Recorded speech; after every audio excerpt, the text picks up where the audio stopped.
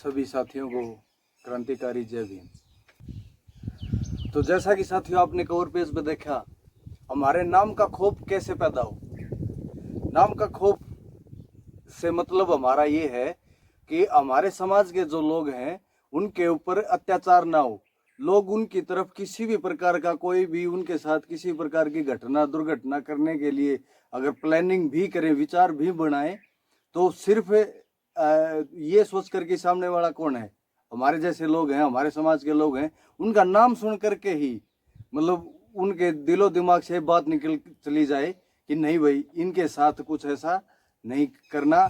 अगर इनके साथ कुछ ऐसा दुर्व्यवहार या कोई बदतमीजी वाली घटना की गई तो हमारे लिए वो अच्छी नहीं होगी। कहने का सीधा सीधा तात्पर्य ये है कि हमारे समाज का नाम लेते ही उन लोगों के दिमाग में सिर्फ एक बात जानी चाहिए कि इनके साथ किसी भी प्रकार का अन्याय या लड़ाई मोल लेना उचित नहीं है। तो दोस्तों, इसके लिए सबसे बड़ा काम क्या करना होगा?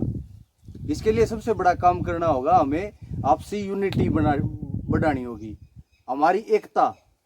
और हमारी जब एकता है, अगर मजबूती है, तो ही ये काम हो सकता है, वरना नहीं।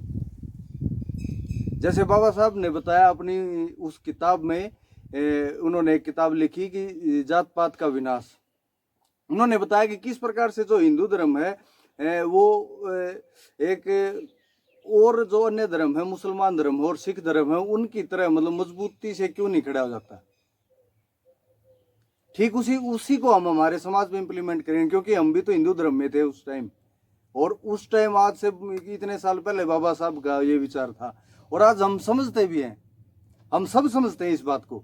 हम देखते हैं, क्या देखते हैं कि हमारे समाज में, जैसे कि गांव की अगर मैं बात करूं, पड़ोस के जो हमारे पड़ोसी हैं, हमारे खुद के जो ब्लड रिलेशन जिनके साथ हमारे हैं, उनके साथ हमारे अच्छे संबंध नहीं है। उनकी किसी भी प्रकार की बात को, उनकी किसी भी प्रकार के थॉट को, उनके विचार को, उनकी राय को हम बिल्कुल भी नहीं समझते। छोटी छोटी बातों पर हमारी अनबन चली रहती है, और इसी चीज का दुश्मन फायदा उठाता है।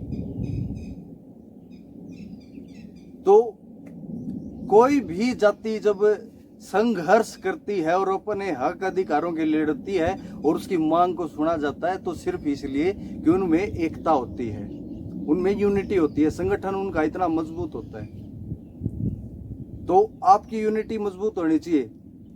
हो सकता है आपका एक किसी परिवार के साथ अगर कोई विवाद चल रहा है, उनके साथ मन मुटाव है, तो आप दूसरे के साथ बनाइए और उसका उन दोनों के साथ होगा, आपस में मेल जोल होगा, तो मतलब आप भी उसमें शामिल हो जाएंगे। ठीक है, आप डायरेक्ट नहीं उसके साथ नहीं घुल मिल पा रहे हो, तो इनडायरेक्टली आप के साथ वो भी खड़ा होगा। जब भी आपके किसी हक अधिकार की बात होगी या किसी लड़ाई की बात होगी, तो वो आपके साथ मिलेगा।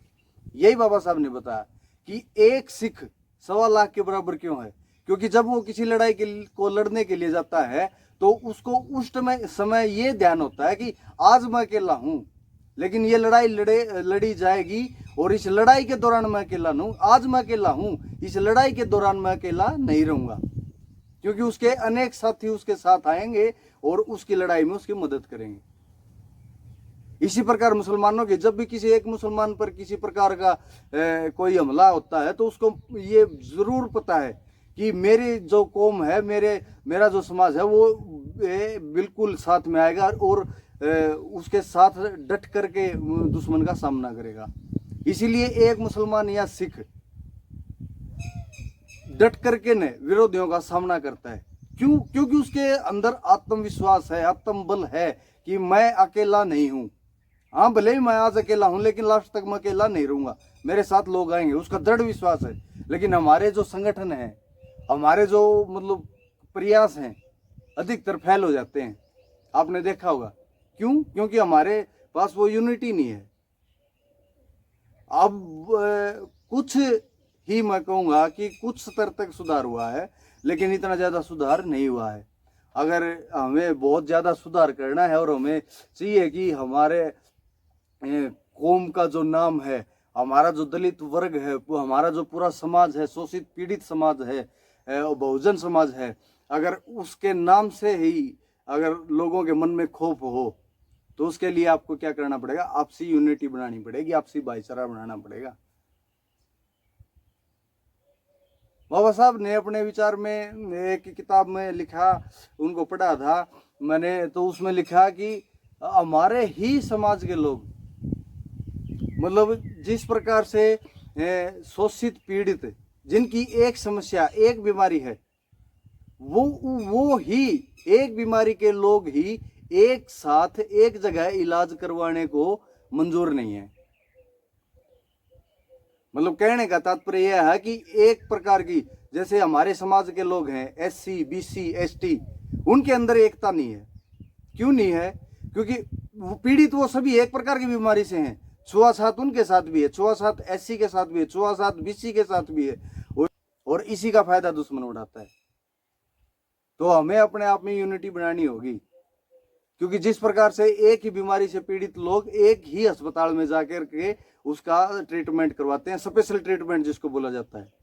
ठीक है, अगर आपको कैंसर है और मुझे कैंसर, तो मुझे कैंसर के हॉस्पिटल में ही जाना होगा, वहां मेरी अच्छी से देखभाल होगी, ना कि जनरल हॉस्पिटल में। मतलब किसी, अगर हम स्पेशल किसी चीज से पीड़ित हैं तो हमें उसका स्पेशल ट्रीटमेंट चाहिए, और फिर हम ये नहीं देखेंगे कि वहां दूसरा कौन है, हम जाना ही नहीं चाहते वहां। क्यों नहीं हम शेयर करते? हम अपने बैठने के स्थान, चारपाई, कुर्सी, इन तक को शेयर नहीं करते, जबकि जो सवर्ण लोग हैं वो हमारे साथ भी ऐसा करते हैं कि, और फिर हमारे अंदर ही, हमारे ही परिवार में उन्होंने फूट डाल दी, पीड़ित के एक लेवल बना दिया, भाई तू इससे छोटा है, ये तेरे से छोटा है, और फिर इससे छोटा ये है, इससे छोटा ये है, ऐसे पीढ़ी दर पीढ़ी उनका संगठन होना ही नहीं देते। अगर किसी ने, अगर एक पर्टिकुलर कास्ट है कोई भी, और उस दूसरी कास्ट से अगर समझौता कर लिया, समझौता क्या, भाईचारा बनाने की कोशिश की, तो ये सवर्ण लोग ही बोलेंगे, अरे तू ये क्या कर रहा है, ये तो तुम्हारे से नीचे हैं, ये तुम्हारे अछूत हैं। लेकिन उनके लिए वो भी अछूत होते हैं। तो इस खौफ को बनाए रखने के लिए सिर्फ और सिर्फ एक ही काम हमें करना होगा, आपस में भाईचारा बनाना होगा, आपस के में यूनिटी बनानी होगी। तो दोस्तों, आशा करता हूं कि आप इस बात से सहमत होंगे और अपने समाज को एक अच्छी और नई दिशा देंगे। तो इसी के साथ साथियों, सभी को क्रांतिकारी जय भीम, जय भारत, नमो बुद्धाय।